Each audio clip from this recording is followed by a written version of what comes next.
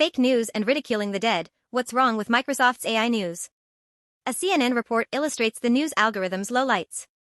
A new CNN report about the MSN AI model's news aggregation kicks off with examples of questionable editorial calls, like highlighting a story claiming President Joe Biden dozed off during a moment of silence for Maui wildfire victims. He didn't, or an obituary that inexplicably referred to an NBA player as useless. An editorial staff of humans probably would have spotted the problems.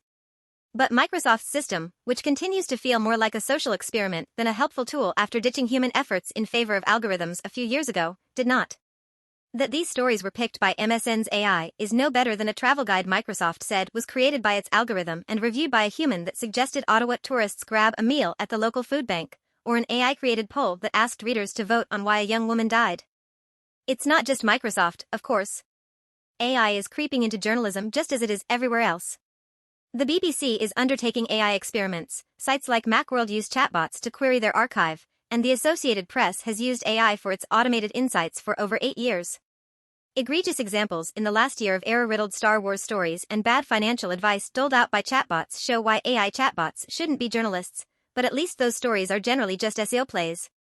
Microsoft Start and MSN are presented as resources for finding actual news. But its automated system keeps featuring or generating content with needlessly upsetting language and outright falsehoods, and there's little indication anyone involved in the process cares. There are no careless journalists to blame, no editors with names and faces to take, or even shirk, responsibility. It's all just software doing what it's made to do and spokespeople shrugging when it goes wrong and saying they'll try to make sure it doesn't happen in the future.